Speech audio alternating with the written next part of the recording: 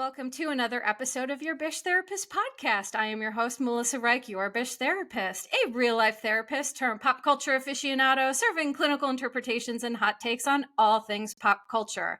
And today, I have two very special guests to the podcast, and I am so excited. So please let me introduce them. First, she is an actor, comedian, podcaster. She was Tom Sandoval's personal assistant until she was fired on national television.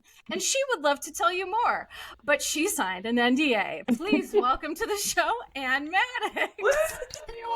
Hello, thank you for having me. And she's a podcaster, comedian, and allegedly a writer based in LA. She's from Boston, and if you're assuming she's an asshole about sports, you are correct. If your voice sounds familiar, you may have heard her on Vial Files. Please welcome to the show, Amanda Lifford. Yes! So for everybody who wants to be in the know, when I have guests on my show, I am able to identify who I am, and I just put Bish. So that's the first thing they saw. So everybody change your professional Zoom to Bish. It's a great way to enter a Zoom room. You feel safe immediately. Literally. And that's the goal. Just making people feel safe. It's not, whatever. So you two ladies, I'm so lucky to have you here. You have started a podcast together called, as Tom Sandoval incorrectly called it, called We Signed an NDA Podcast. Yes. And so what I first want to do is have you tell my listeners a little bit about the pod and what it's all about. Now, Tom infamously slammed Anne for having this podcast, and Jax, because these men on these shows, they love to just throw a woman under the bus. What do you even talk about? As if you two have nothing interesting to talk about. So please, let's tell Jax where to shove it, and please share with us what the podcast is about. Okay, take it from the top. Our podcast is about seeing Hollywood from the point of view of assistants and the support staff, and seeing, they get kind of like a different view of what we see on television, because they work kind of behind the scenes, and they have intimate relationships with the people that we all love to watch on television. And also Funnies and Sillies. Sorry. So doing what I do for a living, when Maddie contacted me about doing the show together, I was like, I have 1 million questions for you all, because it's such a interesting, I talk a lot about parasocial relationships, right? Which is these relationships that fans have with a celebrity, but there's two interesting things here. There's a parasocial relationship and a parasocial attachment. And an attachment is when we actually have we've maybe had contact or communication with the person, if that makes sense. So I want to ask both of you, what is it like to be an assistant to someone for example, Anne, you were shot into stardom, right? When you were on VPR season 11. And here's the thing. I know you're an actor and you both have done a lot of things before this. You're both very accomplished. But what was that like? And Amanda, for you too, being on Vial Files, if you want to talk about this, to have these relationships with people that it's you see them on TV, they're in the media, and you're working for them. That must be so fascinating. What's that like? It truly is fascinating. When I first started working for Tom, I hadn't watched Vanderpump Rules yet, so our relationship was very much my boss. He's a fun, silly, interesting goofball. And then after 3 months, and he was like, hey, let's make this full time. I was like, great. I realized I loved Bravo. I watched Below Deck and Project Runway, but I didn't watch a lot of the other shows because I don't know. I think I'm a sensitive person, and seeing people in compromised positions makes me so sad sometimes. Sure. But then I was like, I should support my boss. So I started watching the show, and I fell in love with the show. I was obsessed. I promised Schwartz that I would only watch the first season because he didn't want me to see his other stuff. enough, but I blasted through like everything. I had to like tell him like, I'm so sorry. I saw everything. I've seen it all. I saw all your crappy behavior, sir. Yeah. So you can't hide from me. I saw you take a dump in a toilet while I was literally seeing a battered wife. Yeah. Which is my favorite moment on the show, truly. Those 2 episodes. Oh. And Ariana being like, "We got the dip and the alcohol. We're fine." Like, it was just, they should have won an Emmy that year. So yeah, it definitely like kind of pivoted my view a little bit. Like, oh, this is so interesting. Like, I'm seeing another side of my boss that I didn't know existed. Yes. Yeah, like he grew a dimension, I guess. And that's what I'm wondering too. And of course, Amanda, please, you know, I want to hear from you because your history has been so fascinating too. But like, how different is it? You know, like knowing somebody in real life and then seeing them on the show, my therapist brain is like, I'm like that meme where there's all these math symbols and I'm like, how does that work and feel for you all, you know? Yeah, it's so complicated because it's like, I think there's already kind of this question for the public in terms of like how someone is as like an individual who we would like know in a more like personal way versus like a content creator on Instagram. And then with reality TV, it's even more magnified because this idea that they're not in control of their edit. So somehow it might be more like authentic in certain ways than what they might choose to put out into the world about themselves. But then also there's this kind of like discourse about how like, oh no, the edit can really like twist and manipulate things. So I think it's like this huge question that everybody is really curious about on the internet is like, how personal is this? Like, how much can we take what you say personally and like consider this who you are as an individual? And I think for me, like, especially like kind of with like specifically the assistant support staff element of our show, like during my time on the Vial Files, we interviewed so many different people, you know, so many housewives, so many people from like Netflix shows, Bachelor, like all different franchises.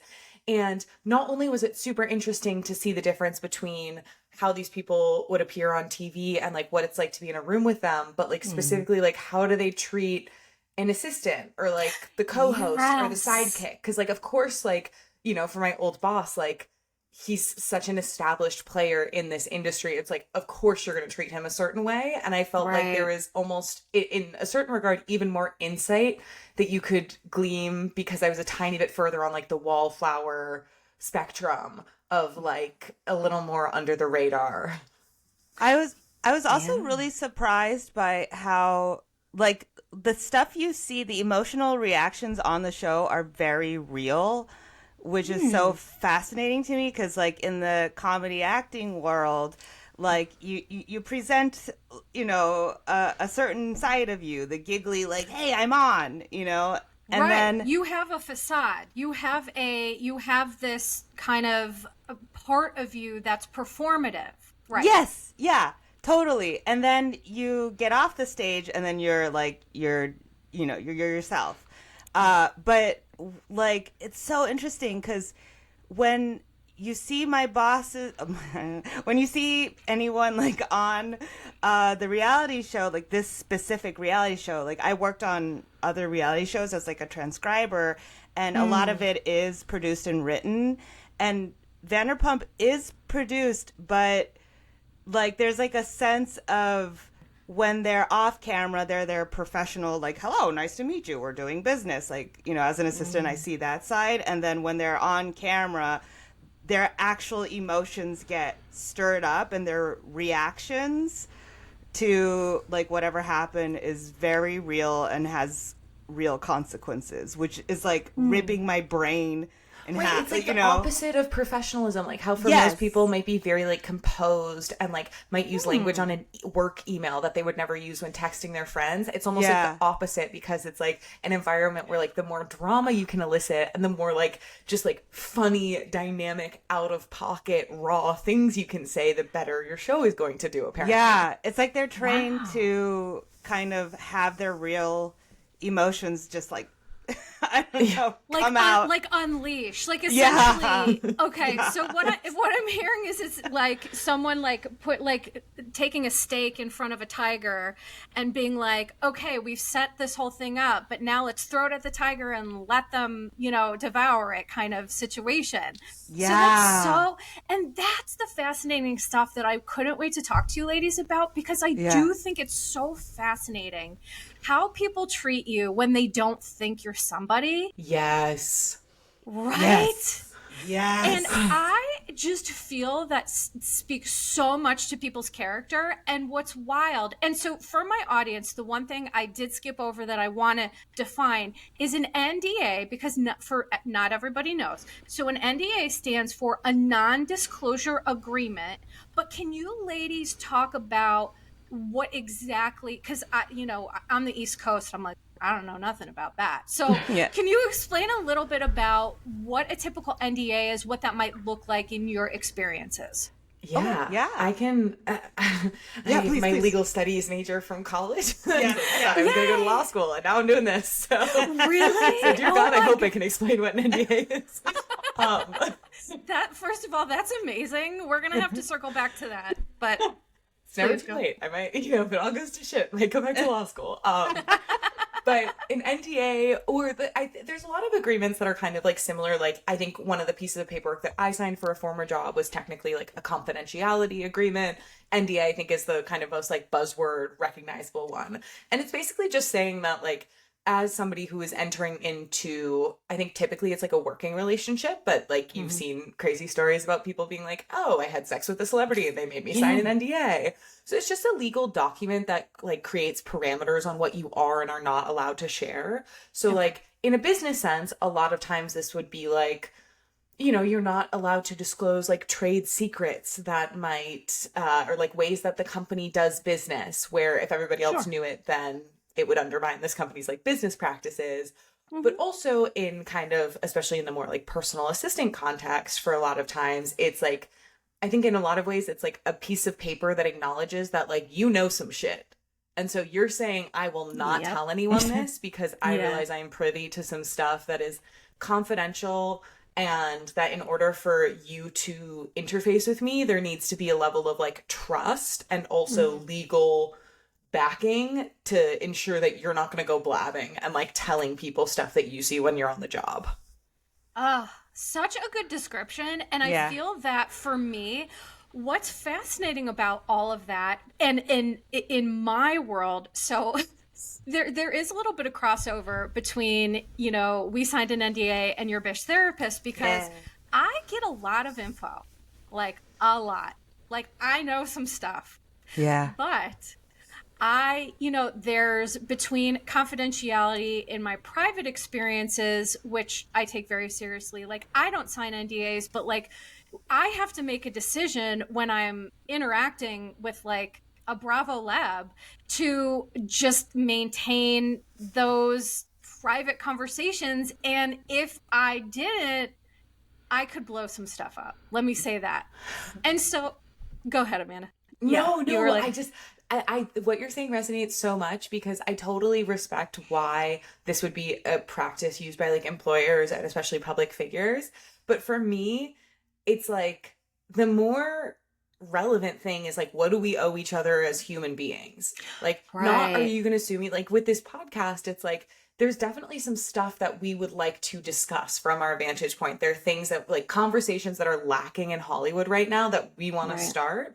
Yeah. But we want to do those in ways that are using our access to people like with character and integrity. And so for me, it's like, I'm not saying this stuff because I'm scared shitless you could sue me about XYZ thing. Like, the more relevant thing for me is just like, as a human being, how am I going to feel about myself if I know you've given me this information and and I'm using it XYZ kind of way? Like, that's my barometer. And so it's like, I think to what you're saying, it's like, there's like the emotional NDA that we sign with each other in the form of trust. Right. Yeah. Yeah. I mean, and listen, I've listened to a couple episodes of the podcast and it's really good. And the one thing, seriously, it really is good. And the the one thing I love about you both, well, all of you really, because there is a team behind you too. There's Maddie, there's Oscar, there's a couple people. Yeah, Brendan, we like Emmy, love, Molly, all these amazing folks at Parody. So I just like want to say their names whenever we get the opportunity to, because they are heroes. And like, you know, Maddie is our oh my God, Maddie is, she is our everything. We'd be lost without her, truly. Yeah. But I think that one of the things that struck me most when I was listening to the podcast is exactly what you're talking about, is that I feel in this space, there's a lack of humanity. There's a lack of dignity and integrity. And what I appreciate about you two is that we seem to have the same morals, values, and ethics, and move from that place rather than from a place of like, I want to be famous, I want to be in the limelight. And so I think, you know, Anne, especially for you, because you were the subject of, oh my gosh, I was like, and that's how we connected, by the way. Every week I would be like, justice for Anne, and that's how you and I would connect, because I was like, this is not right how this woman is being treated. But it just must be such a wild experience to be so misunderstood. You know, because do you feel like you were misrepresented a little bit on VPR? And again, I'm not sure what you can talk about or what you can't, but how did you feel your edit was, you know, on the season? I was, I guess, a little more struck by like what didn't make it to air. There were some moments that I was like, oh, this is very juicy. This will definitely make it to air. And I'm like, oh, that's so interesting. It didn't. Like, what? Interesting. Ooh, yeah. I'm like, oh, I wonder why. Yeah. And I'm sure you can't talk about that, right? Like, what doesn't make it to air? Yeah. Okay, just that's to be fair, on the safe side. I know. I really want to. And when there's a time that I'm allowed to, I'll be like, this is what happened. Yeah, we're all going to need to know that, but I totally respect your boundaries. So thank you. Sure.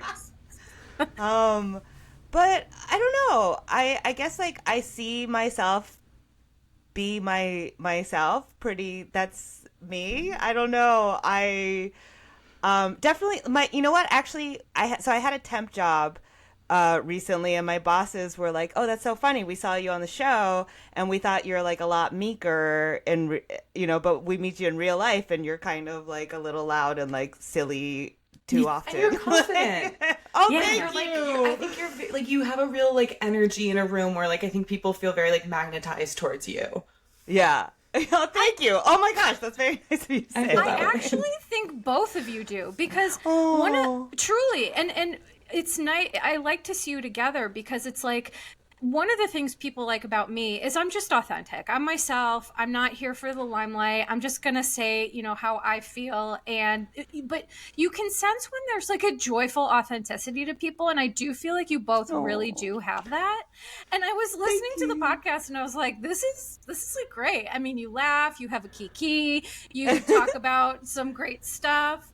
And by the way, I do want to read the description of the pod. It's a comedy podcast that dissects pop culture, modern celebrity with a focus on reality TV, and platforms the voices of that Hollywood overlooks, which for me, that is really special, because I think, first of all, I don't understand LA at all. I live on the East Coast and it seems wild to me. It just seems like its own microcosm of insanity. Is that kind of, that's kind of it. Yeah. And it's such a young industry that like, there's so many rules that they're trying to figure out, or like the people who can manipulate these rules like kind of use it as an advantage. But I feel like because it's like so young and it is a little lawless, like the Wild West a little bit in terms of like some ethical values.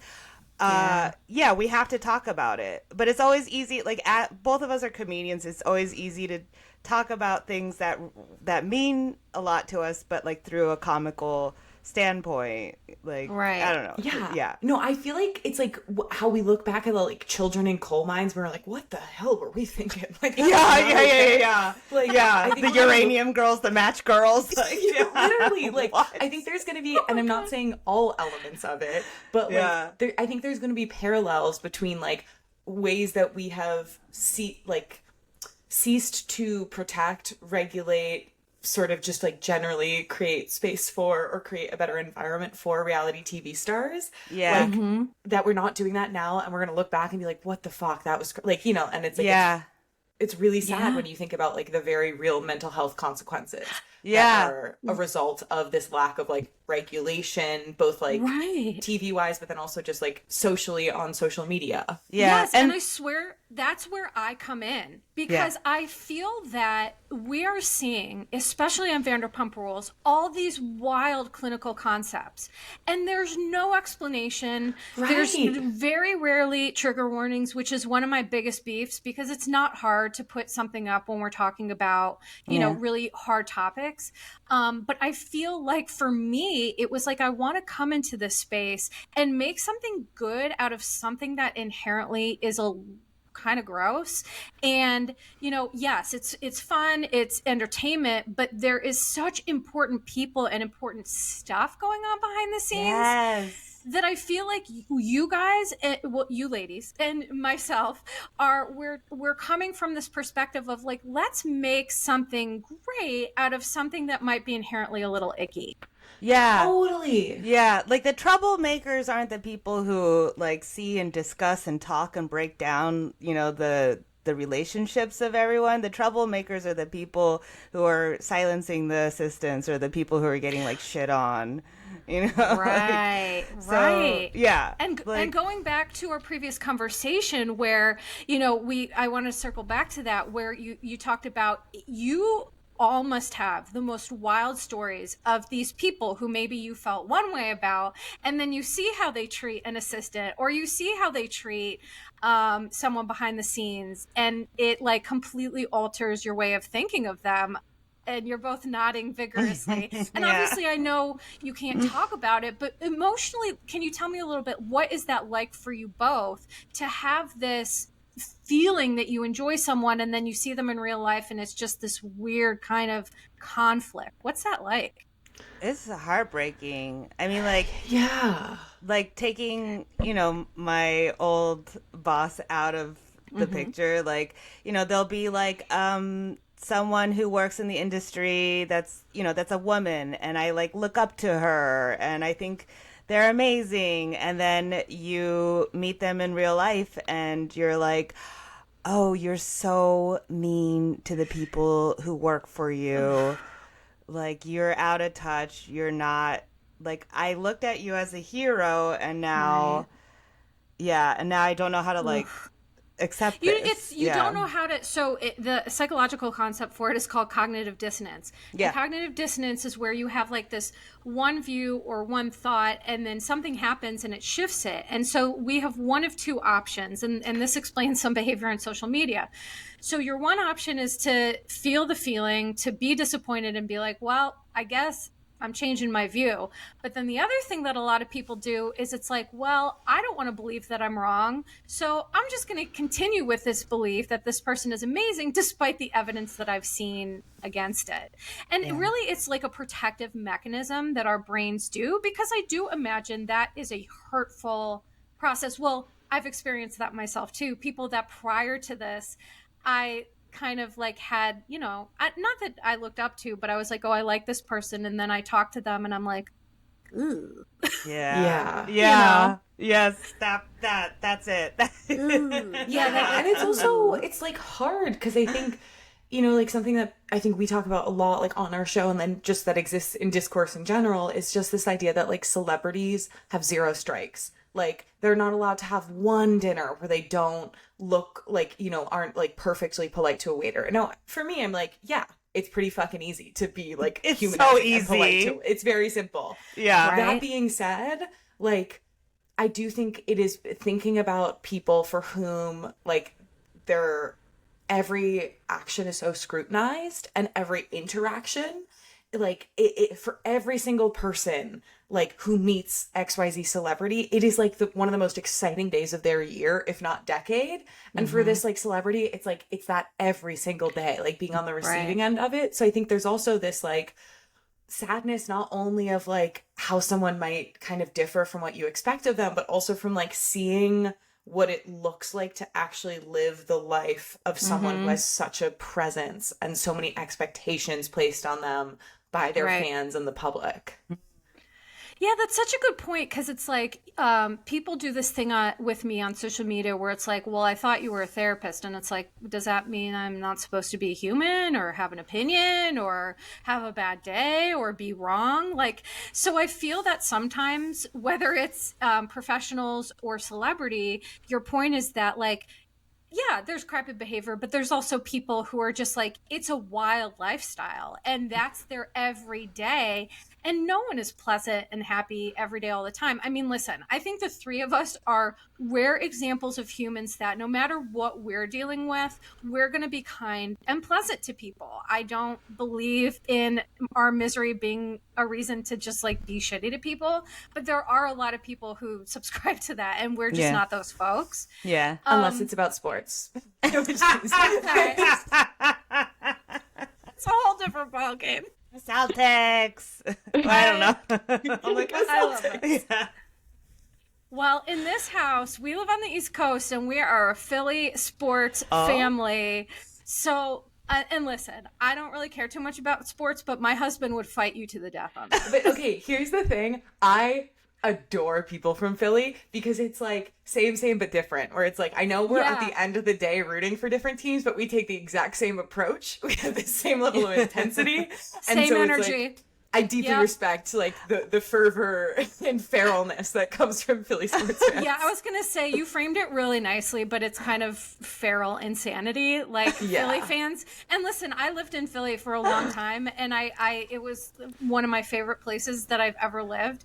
But people there are intense about sports, and you know, there's a part of that it's like, all right, you're not making money from the team winning, you don't own it, like let's just take a beat. Well, it's one of those moments where you're like, call your dad. Like, I think so many times when I watch Men Watch Sports, I'm like, just fucking call your dad, man. A lot of stuff is coming Tell up. him you love him. Yeah. Like, I don't have a therapy degree, but I do think it's like very similar to the reality TV world. It's like, the reason we're so intrigued by this is because obviously this is an outlet for us to experience stuff that we experience life in a more detached, low stakes, like fun way.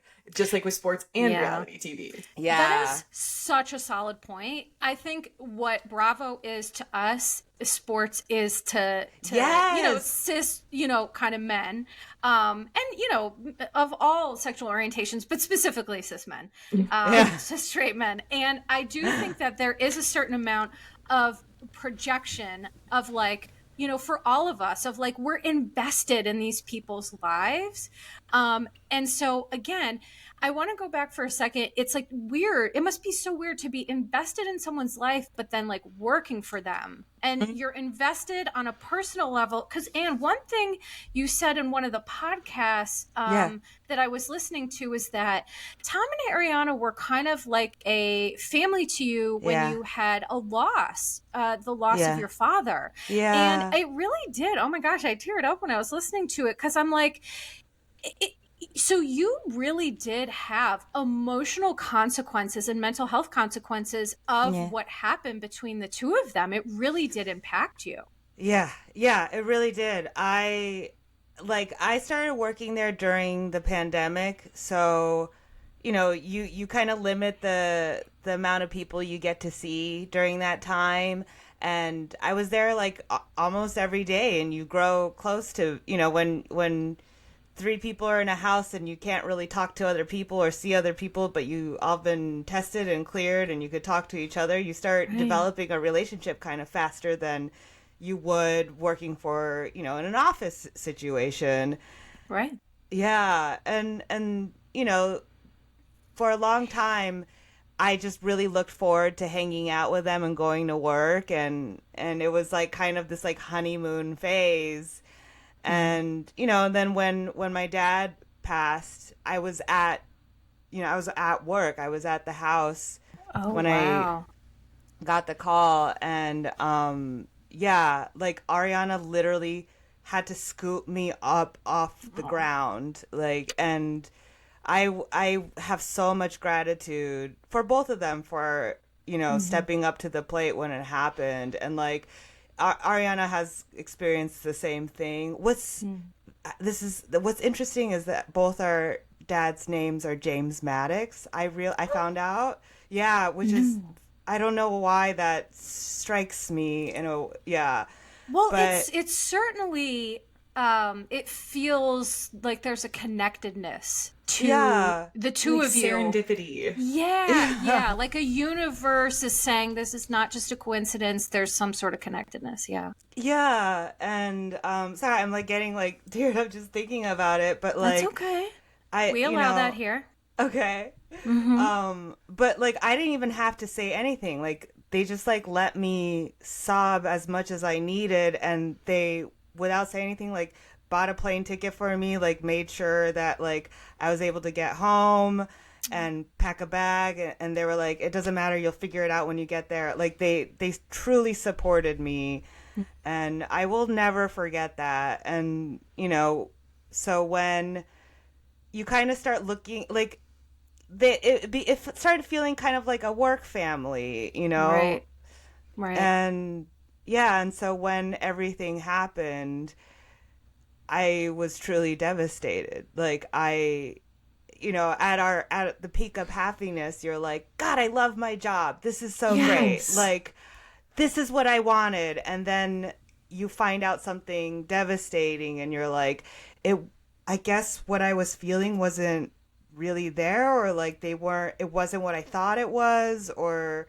I don't know. I'm still wrapping my brain around it. Clearly you can see me like trying to process it, and not articulating it quite well, but yeah, I guess mainly viewing Tom, like he wasn't the person who I thought he was, and that as someone with PTSD, C-PTSD, like that's it takes me a lot longer to like process my emotions and thoughts and feelings. Right. So I'm still trying to understand like who is this person really sometimes, which can be kind of, I don't know, makes me a little anxious. Sure. Like, well, am I safe? Am I not safe? Sorry. Of course. And no, don't apologize. I think that and I appreciate, Anne, you bringing that up, because I also have been diagnosed with C-PTSD. I'm a 2-time cancer survivor, and I had a lot of trauma before that. Yeah. And so I think what I really too loved about your podcast, and why I'm pointing that out to my listeners, is a lot of my listeners are trauma survivors. Yeah. And people who have been marginalized, who have been scapegoated, all of these things that I feel like I'm an advocate and I'm a voice for how challenging it is to live with some of these health issues, right? Yeah. And so, it's like at the end of the day, it's for you, it's not just a TV show. This was your life. And what I appreciate you saying about all this is that, number one, it's absolutely okay to still be processing that, because this was your life too. Yeah. But number two, I want people listening to this to understand, if this was what it felt like for you, for Ariana, I think there's this narrative that it's like, well, who cares? Get over it. You didn't have kids. It's like enough already. And it's like, bro, that's not how feelings work, okay? Yeah. Like, stop trying to tell people how to have their feelings. And it's just, it's one of the things that I really like to speak about, because it's no fun to feel that kind of icky, marginalized feeling, and then to have all these people with opinions online shouting them into the void. Like, that must be really tough for you guys too. Yeah, like I just want to protect when those episodes were airing and people were like, like, I don't know, like let him have his birthday party, and I wanted to be like, you guys, this is like literally 2 months after she found out everything. Like, right. Like I felt terrible asking her if we could do this, because I just felt like it was inappropriate. Like, if both parties respected each other, like, he would have his party somewhere else where she wouldn't have to like deal with it, right. That's the sensitive thing to do. So it's like, I'm so sorry. I think I'm losing my train of thought. No, but you're also like, if I could just speak to like also in the response to that, like Anne was getting, it's like, well, it's like, first of all, I am like lucky enough to be like You're my wife. You're one of my best friends in the whole world. I love you so Yes, much. So, I like, love I you know so you on this much. personal level.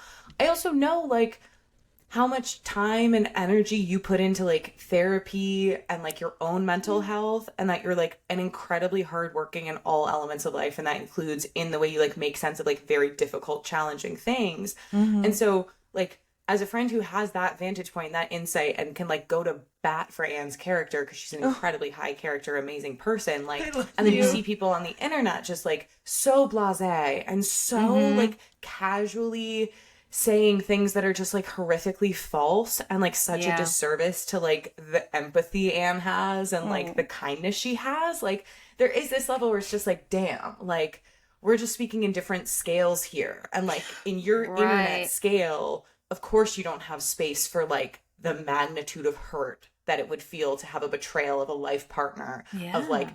over 10 years, who's, like, putting you in a compromising situation, like, medically, physically, by, like, having sex with someone you don't know Yes. who they're having sex with, who is betraying you, who is, like, you know, it's just like, of course, like, you're not here to fully, like, Understand express what you're that. saying is that the internet. Are you saying that the internet comments on things they don't understand, Amanda? Wow. And let me just say, That I think I'm part. the first person to say this. I think I might be. I think I'm onto something here. The internet, Yeah. they love to be like, I know you, and I know you. And it's like, do you know our lives? Because I'm pretty sure I've never met you, and you've never commented on my page before. So what are you talking about? But, like, again, one of the reasons I'm so glad to have you both here is because I do think, you know, and certainly you've gotten short shrift just by the nature of your job, which kind of turned your life then upside down. Yeah. But you know, I think it's important to note and for people to hear that you go to therapy, which, yeah, Yay! I love therapy. I love therapy. Everyone should do it. Literally, everyone do it. We need it. well, I'm glad it's someone else saying it and not just me. But I told my therapist the other day, I was like, listen, girl, we're in this until one of us dies, so buckle up, because this is never ending for me. Okay, Yeah. just so you know that. I'm the same. I'm the exact same. But I do want to point out that, like, I think people sometimes don't put in the connection, the amount of violation that, you know, when you're with a partner for 9 years and this person was, like, having a secret relationship, the amount of, you know, like Amanda said, like, not only are you emotionally violated, but you're physically violated. Like, you're having, you know, a sexual relationship with someone where you don't know all the facts, and that puts you physically in danger. And I like that is I feel like that part is kind of skipped over often in this discussion. For sure. Yeah. It's skipped over because misogyny, if I'm Yes. being honest. I think Yeah. that what you're saying, and for people who aren't familiar with C-PTSD, what people like Anne and I deal with is a feeling of having our safety threatened for reasons that maybe it's not, but it just feels that way because of the history of trauma that has happened. And so sometimes we can have a hard time trusting. And, you know, there can be, it's like you feel one thing about this situation, but it's really from something that happened. It really is a challenge, is what I'm saying. Yeah. Navigating CPSD can be a blood-soaked nightmare sometimes. Yeah. And so I give you a lot of credit, people dealing with that, because it really is hard. And people look at me and they're like, oh, you're so together, you're a therapist. And I'm like, I'm managing this just like everybody else.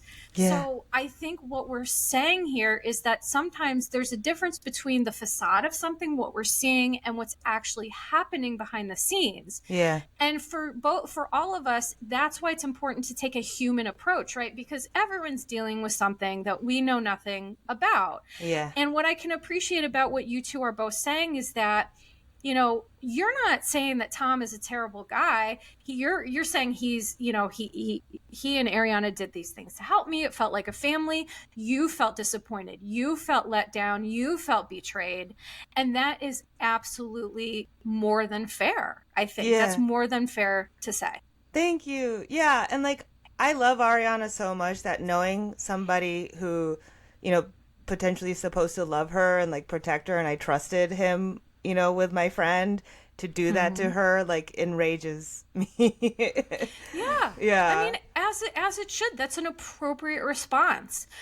Because, you know, the sexual part of it, when you're doing that and you're putting someone's physical safety at risk, and you're taking away someone's ability to consent. Yes. And that, I think, for me, is the most egregious thing about cheating in general. It's like it's that is the part that gets skipped over. The potential, well, what about my health? And do I need to get, you know, an STD panel and get this checked out? And it takes a level of betrayal and makes you feel unsafe in your own body, I would imagine. Yeah. I And, would like, imagine. Just doing, you know, like an STD check is already nerve-wracking, you know, and to do that with this emotional mindset of like someone I trusted for the last 9 years is putting me in a position where I'm afraid I could be in danger. I'm at the doctor doing this alone. Like, that alone fucking sucks. Like, I'm so sorry. Am I allowed to No, use- we can Okay. curse here. Yeah, Okay. we're allowed. It's my show, and I love the F word. Amazing. Yeah, I don't know. I lost my train. I'm so sorry. I think I'm losing my train. Sometimes with C-PTSD, when I'm talking about these things, my brain just like deletes.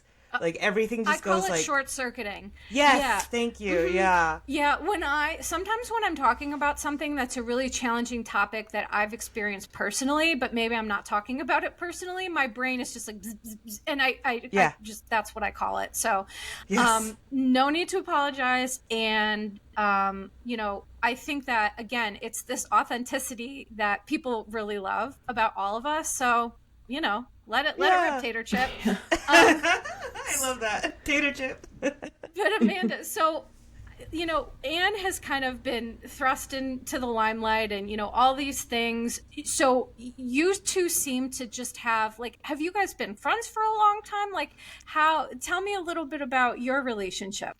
Yeah, I met Anne, and the first time I met her, I was kind of furious because I was like, how dare someone be this funny and silly? Like, how dare she? It's inappropriate. It's bad for the my improv God. community at large for someone to be like going this balls to the wall. No, but like, I truly, like, my heart was like flooded because I was like, oh my God, I've never met someone who I've found to be silly in a way that I specifically just enjoy so much. And so we met through improv. And I think also like, I think that something that's like so special about being friends with Anne is that I think both of us are maybe used to being the most like kind of like yay, like very, I think we're both very expressive people and like hopefully pretty warm, or at least that's very much how I experience Anne. So it's like the first time I've had a friend who like Matches like your energy. mirrors me. Yeah. And I have so many friends who are like spectacular and amazing and like provide warmth and love in like other ways. And with Anne, there's something so special about the fact that it's so verbal and it's so external. And so I think for us, like meeting through comedy and with improv, it's like you find out if you like people real quick. Because when people can say literally whatever the fuck they want, it is so telling what they choose to say. Yes. And so like, I think this like shared foundation of like, I find you super funny, which means like there's a really like intricate level of like worldview that we're aligned on, and like I just like, you're amazing, you're smart, you're funny, and then also both of us work in this reality TV space, and like I think we just found that we could like relate to one another about how it feels like I was thinking about this in discussing kind of cheating and Tom's behavior specifically earlier, of just like how complicated it is, because it's like on one hand, it's like if I hear that someone has allegedly recorded someone without their consent, that to me is like kind of a fireable offense in my book of like, I'm probably not going to associate with this person at all. But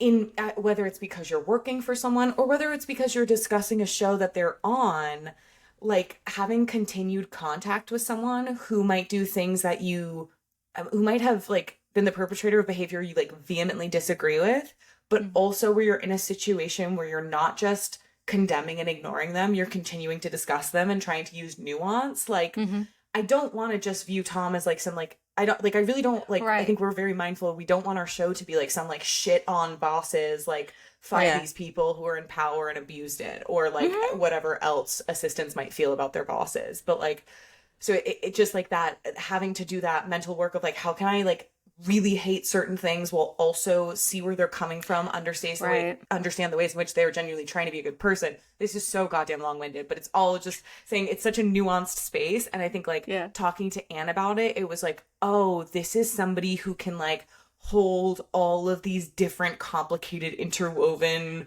truths and facts at once, and like just like it's so wonderful. I love exploring stuff with her. So I feel like that was kind of like why we were like had this like beautiful foundation. Yes. Oh my God. I love you so much. I could like cry just hearing you say all this. Oh my God. You two are so cute. I can't even stand it. And it's like, I'm not kidding. I'm so jealous because I do this completely by myself. I can't imagine. It is so brave. Yes. Yes. Well, brave, thank you. Maybe stupid. I don't know. No. But it's like that what I hear, what I love about your podcast is you two have each other's backs. You, like you She's said, my you wife. match.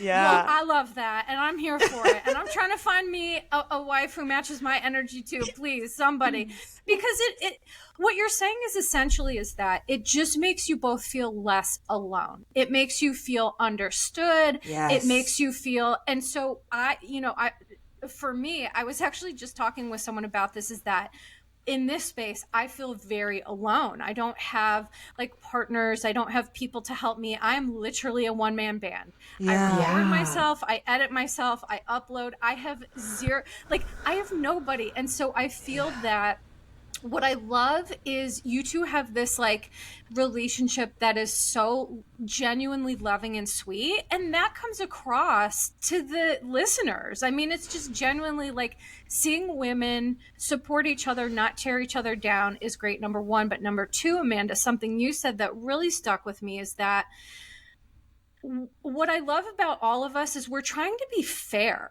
We're not trying to be like, oh, forget Tom or forget Carl or, whoever. It's like, let's just be fair when we're looking at human behavior, and we can say, these behaviors were not acceptable, but also not completely, what's the word I'm looking for? Demonize the person, essentially, is what you're saying. And I just love that approach, because that's what I try to take too, is these are people who we are watching. I don't know them. I'm not their therapist. And we're just trying to make something good out of something that we all enjoy. And ultimately, I think that's what you two do. That's really amazing. Thank you. And, Yeah, and I think Amanda has kind of the same like belief as me that, there's like people, you see a lot of like art, like I love Todd Solondz's movies, but like where he kind of has this like darker point of view that like people don't change, like you are who you are, and then you die. But like I think I think like Amanda and I, we both have this like, core belief that like, no, humans are capable of learning. Our greatest strength is that we can evolve. Like that is like the thing that, rhinos have a horn on their nose to get their predators, but we have evolution. Like that is what we use to survive. And like we could change. Yeah. Thank you. And you know what? No, you're so right. But the one thing I do always say, the caveat to that is I agree that everyone can change, only asterisk if they want to. Yes. Right. That part. They have to want to. Yeah. Yes. And when you see people on TV just doing the same thing over and over and over, it's like, I'm going to use Jax as an example. Yeah. Jax is the same example. I'm sorry, I thought we couldn't swear on this podcast. Touche, honey, touche. Jax is a slur to me. I'm not kidding. In this house, it is also. I'm like, I can't with that guy. I mean, in fact, truly, I did not watch the first couple seasons of VPR because I felt allergic to Jax, like physically allergic. Yeah. So, I think that we're just kind of on this interesting path. And so I guess one thing I did want to go back to quick that's Anne, I think you had said, is that you have worked as a transcriber. And that is super interesting to me because you said, so, and I know you can't talk about specifics, but like, so on a scale from like 1 to 10 in terms of like, so did you literally transcribe like scripts for people on reality TV? Is that literally what you did? Yeah, they would send in all the raw footage, and then the transcriber will, for when I first started, we literally used like VHS tapes or like any sort of tape. Yeah. Yeah. I'm over 40, so I understand that reference. Thank you. VHS was all we had, honey, in the 80s. And we would pop it in, and then we would they would do their sit down interviews, like you see on VPR, like they're in their nice outfit and there's like a bar behind them, and we would watch that and write down verbatim every like ooh, you write it down, or like any sort of interesting moment you could like put in parentheses, like they make a face, they're not happy, or anything that the story producers are like, we need this, we need a moment where like even, and sometimes they do this in reality TV where they need a reaction that's like kind of out of context, like someone rolling their eyes or something, so you'll write down like parentheses rolling eyes, and then they could use that clip whenever they need someone to like roll their eyes. That's how it, oh my gosh, this is so fascinating to me. So on a scale of like 1 to 10, how produced, I mean, you probably can't say, like, people talk about VPR being very produced, and I know you guys already both spoke to the fact that the reactions are real, but I get the sense that behind the scenes, it's like, okay, this is going to be a gross analogy, but you know how like on like sets of like porn where there's fluffers, I get the sense that there's like emotional fluffers. Yes. Is that at all accurate? Yes. Okay, let's get really whipped up about this and then point them at the camera and say go. Like, is that kind of how it happens? Yeah. Oh my God, that's that you like nailed it. Like, so there's different kinds of different shows I've worked on do it differently. Like, for example, I worked on Gene Simmons' Family Jewels, and a lot of that. You did? Okay. I did, well, yeah. You guys are gonna have to come back because I'm gonna need to know more about that. But love. Okay. A lot.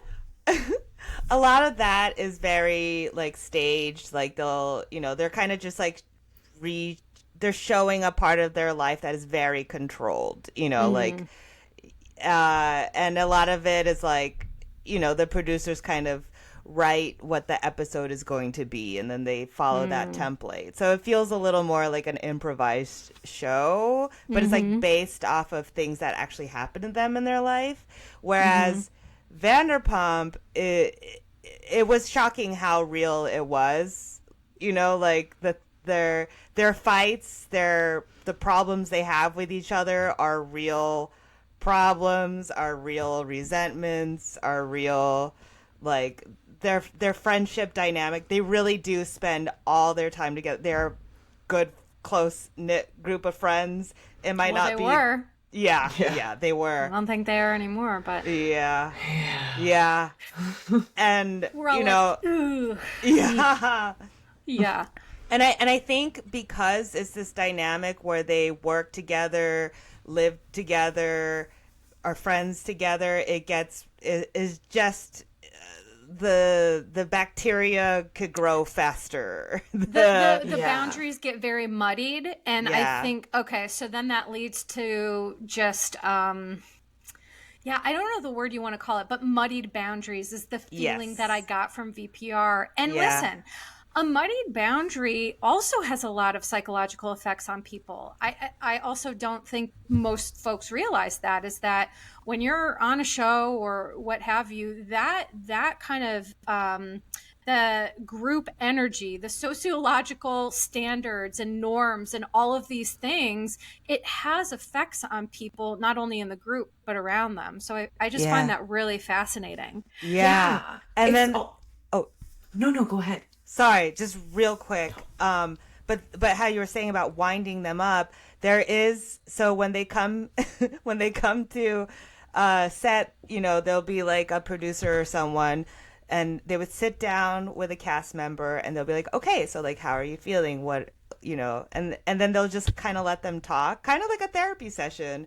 And then they'll be like, okay, well, whatever point A you said, that's very interesting. How about when they come over at this party, you talk to them about it? And they'll be like, they could either be like, yes, I actually do want to ask her about that. Or they'll, if there is some like pushback of like, I don't know, I'm not really kind of feeling it. They're like, well, I don't want to tell you this, but person X did say this and that about you. And then they'll be like, hey, that's not cool. And, and it kind of, there might be some of that happening. Yeah. I would call that manipulation. That's what I would call that, if I'm being honest. And that's part of what makes me fascinated and why I'm doing what I'm doing, is because it's like that. It's like it's real, but it's manufactured based on manipulation of people who behind the scenes have a vested interest, i.e. money, right? Yeah. So I do think like that is the kind of like ugly underbelly of all of this that we're talking about. Yeah. Now, Amanda, let me ask you, so in whichever way you kind of want to share about this, working on Vial Files and, having some of these similar experiences that we're talking about, is there any particular situation or like best experience, worst experience, just most surprising? Is there anything that you want to share kind of on this front? The thing that comes to mind is not actually from Vial Files. It's like a conversation that we had with Jackie, who is an amazing story editor. She's worked on shows like Big Brother and Perfect Match. And she was someone who we got to interview for one of the earlier episodes.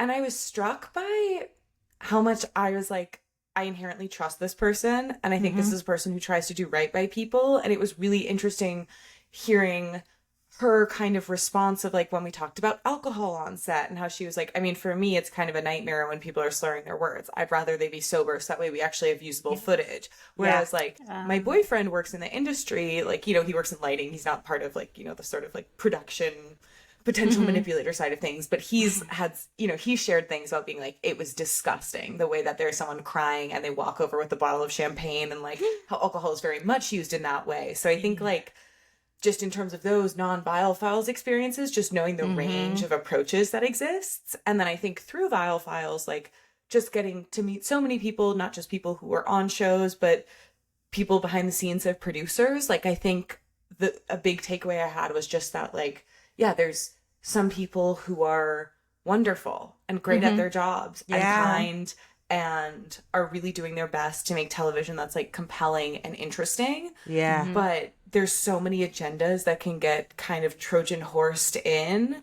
And it kind of, for me, it just makes me fascinated with the machine more so than like, because I think sometimes it's like this idea that like, oh, there's evil producers, like who are like that, there's like these people, these specific master manipulators who go in and cause all the chaos, as opposed to this like capitalist system of like larger like network notes and like the executives who are like, kind of determining what happens, the viewers who are with their own viewership of stuff that they might be saying is abhorrent and disgusting, but like are still watching. Like I just think my biggest takeaway was like, oh wow, like you really can't judge the caliber of each individual within this, but it's really important to zoom out and look at it as like a system of power. Right. Because like you do walk in knowing this is part of the job, that they will, they're gonna tinker, with your feelings a little bit, but it's like consensual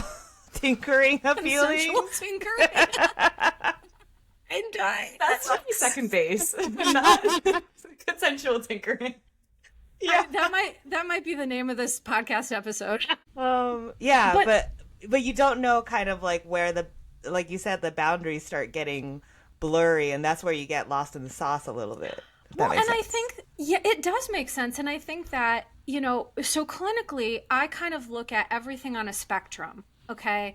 Yeah. Is that a spectrum of behavior? And what I always like to say is that in every profession, whether it's therapy, psychiatry, police officer, lawyer, whoever. There are good and bad actors in all scenarios, right? Yes. There are people who go into things with more pure intentions, people who go into them with not pure intentions, and then lots of people in the middle.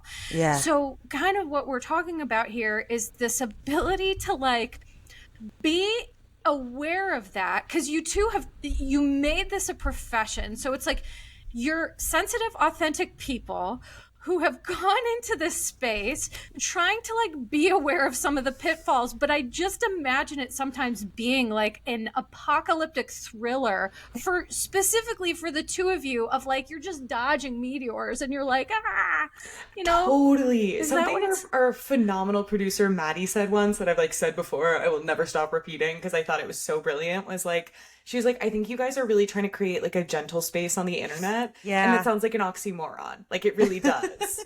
And so I think like that is like what you described is exactly, I think sometimes how it feels of like, okay, how do we cater to what people find interesting and what gets their attention while like doing it in a way that doesn't make us feel gross about ourselves as people. And also that's just like what we set out to do with this show. Yeah. I feel that so deeply. I feel like we are like, I should be like your third pea in a pod, because I'm like, I feel that so deeply. It's like sometimes I swear I tell myself, I'm like, I don't know why I did this. I am too sensitive for this. Like pull the ripcord, get out. I can't deal with one more person on the internet telling me that I'm a piece of crap. Like I just can't do it. Yeah. But then it's like, I guess what we're all saying is we just find our ways to kind of navigate the best we can, have dignity, like have our own dignity and integrity, try to have fun in the process, and just like avoid the mines. And if you step on one, just like get help for it. Yes. Right? That's kind of what we're all trying to do. Absolutely. Because at the core of it, like, we love humans humaning. Like it is so fascinating and interesting to see humans just be human. You know, like just trying to survive in this world. Yeah. A magnifying glass. I'm like, oh my God, this is so interesting. It's fascinating. Yeah. It's fascinating. And that's what we want to keep exploring, you know, and I think, but it's like, like you said, like the internet could kind of take the fun out of exploring humans. Sometimes. And and I think the luxury that I have that the cast members of Vanderpump doesn't quite have is that I have like a separate life outside of my job. Like I have my friends, my comedy, I have my thrifting world, you know, all these other like your Duracell ad, your Watch What Happens Live appearance. Yes, yes, honey. Yes, I saw honey. Duracell batteries. I said I'm gonna get some. I passed by them the other day. I thought of Anne, and then I said I'm gonna purchase some Duracell. So Boom. Thank you. Anne's ad is working. Everyone, give her people more were money. influenced. Yeah, I'm influenced, man. Absolutely. I was like so two things. I was so proud to see that for you, but then there was a part of me that's like, what on earth must that be like for her emotionally? Sincerely, like, you know, again, you're used to not necessarily being in the limelight, and then here you are thrust into an ad and Watch What Happens Live. Like, what has that been like for you, Anne? Oh, it's been wild, and I'm having a blast, and I love Bravo so much. Like in the 3 years that I worked for Tom, I just delve into like every show. I'm working my way through the Housewives series. Like I become such a fan, so I feel like I kind of let into this like circle a little bit, which is really the Bravo gates have been opened, and you've been welcomed in. It's very exciting for like as a fan, being from like a fan to like, oh my God, the Andy's standing right in front of me. Like this is so crazy. I would have been apoplectic. I would have been fully catatonic, lost my words, like drooling out of one side of my mouth. I don't even understand how you even did that. I would have been like a chihuahua. I would have been like, oh my God, I can't. How did you looked so, right, Amanda? Did she look calm and collected? I was so, and because she's my wife and like the most generous person in the world and like takes me with her wherever she can, like I got to be in the front row watching that, and I was like, I can't believe she's doing this right now. I am almost shitting my pants vicariously just thinking about it. And she is up there just being like vibrant and sunshine and like smiling. And it's like so cool to watch. And also to like have known that we've had development meetings where like looking for potential like business partners where when they've asked us about our career goals, like in January, hearing Anne say, I would love to be bartender, and then like watching it come true a few months later, it's just like, like, I don't know. I just think Anne has been like working so hard in LA. Like she's lived here much longer than I have, has like just been like grinding away and formed all these connections. And so even though it does feel very roller coaster, I think right now, for me at least, it's like, oh yeah, like this is the product of like so many years of work. Oh, like thank so you. much work, so much training. I would say it did kind of feel like being in an improv show. Like we do live improv theater shows, comedy shows, and like the it's like it's kind of a smaller studio, so it really did feel like we perform at like a black box theater, and I was like, oh, this like kind of translates into the black box theater experience a little bit. Okay. And I love that so much. So I'm like, oh, I get to do that in like this like bigger setting, which feels like I feel so lucky and blessed. Hashtag blessed, baby. Blessed on blessed on blessed.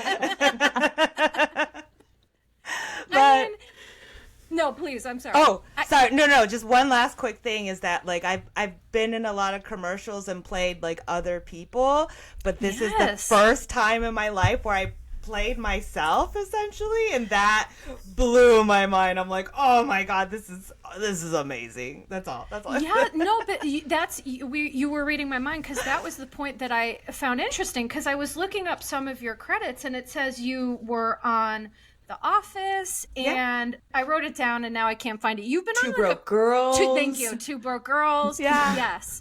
And it's like being, playing somebody else it feels more safe and comfortable. But when you're on Watch What Happens Live playing Anne, like being you, that's a whole different level of vulnerability that I think mentally can be, impactful, right? Yeah. When you're getting just acknowledgement for who you are, I think that that is a really special thing. And so what I want to do is I just want to tell everyone listening to this, please check out their podcast. It is called We Signed an NDA. Now, your first episode aired January 30th. You currently have 16 episodes, and you so it looks like you have guests on each episode. Yeah. And the podcast is available anywhere, but you also have a Patreon. Is that correct? Yes. Oh, yeah. Oh, yeah. Oh, yeah. We're very bad at Patreoning, but we're putting our hearts into it. We promise. I think hopefully people benefit from the fact that we're bad at it, because we put a lot of really unfiltered stuff. Oh, yeah. It is. Our Patreon's unhinged. Like, truly. Yeah. Well, hot to every single person listening to this running to Patreon, because there's nothing more great than an unhinged moment on Patreon. I think that's amazing. You can get an upskirt photo. Oh, snap. Well, I did not expect that. Okay. Of who? What happened, the little backstory is we did this like photo shoot, just the two of us, for like our ads and stuff for our podcast. 80% of these photos were unusable because we didn't realize that Amanda was flashing the camera and like all the photos. Oh, it's underwear. God. It's underwear, folks. It's underwear. Yeah, you don't see anything. It's underwear. Yeah. But we just thought, we thought that was so funny. It's we're so like, funny. Just well, let's go through. Yeah. Like, oh, yep. Another one that my underwear's in. Okay. Great. Oh, that one's cute. Nope. Oh, there's a triangle. Okay. But we're like, let's put this to use some way. Listen, I love it. So please, I want you both to promote, so not only the podcast, but anything else that you want to promote, your social media, like whatever. Please plug and promote. Yay. Okay, yeah. My Instagram is Mickey Ann Maddox. That's my full name, my birth name. Mickey's my Japanese name. I'm Japanese American. MIKIANNMADDOX. Same as TikTok. And I'm on Cameo as and Maddox, Tom's assistant. Fast thumbs, pew pew pew. Oh my gosh, that's so funny. You're on I love that. And as good cameos. And as good cameos. Well, based on this podcast, I'm like, I think I'm going to order one. Okay. And Amanda, please plug, promote all of it. Oh, yeah. If you go to Lifford the Big Red Dog, maybe once a financial quarter, you'll see a post from me. But no, I swear I'm trying to be better about, like, promoting other stuff. So I feel like, yeah, if you're so inspired, Lifford the Big Red Dog will be the portal to anything that I do. I will try to put it on there. And if you're in LA and you like indie improv. Yes. Yeah. Come seriously. see us do improv. Yes, and yeah, please so- follow our Instagrams for that. Yes. Okay, because that's what I was going to say. I don't know. You guys don't know this. I'm an improv and stand-up comedy junkie. Junkie. Like, if I lived in LA, I would be doing it all. Like, I talked to Justin Martindale. I love the medium so much. Yay. And I feel like in another life I could have done that, but like my crippling anxiety and stage fright, like I have a hard enough time doing this. Well, if you ever change your mind, come to LA. We'll improv together. It'll be so much fun. Yeah. Yes, please.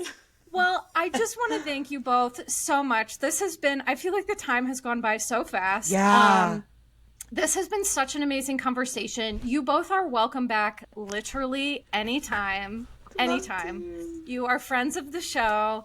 And thank you so much for being here. Thank you. You're so kind. Like, it's so cool to like have an interview with, like, I don't know, you're just like the way that you conduct everything is just so, like, I just feel so safe and just like know that you're not trying to ask like any weird gotcha questions, but just like you're like such a good interviewer who's so thoughtful. So like this has been like such a joy to do. Yeah, these are the conversations Amanda and I love to have. So this is such a blessing on blessing on blessing. Yes, Hashtag blessed. Hashtag blessed that we're now all connected and love it so much. So thank you so much to everyone listening. Please check them out on social media. Please don't forget to check me out on social media at Your Bish Therapist.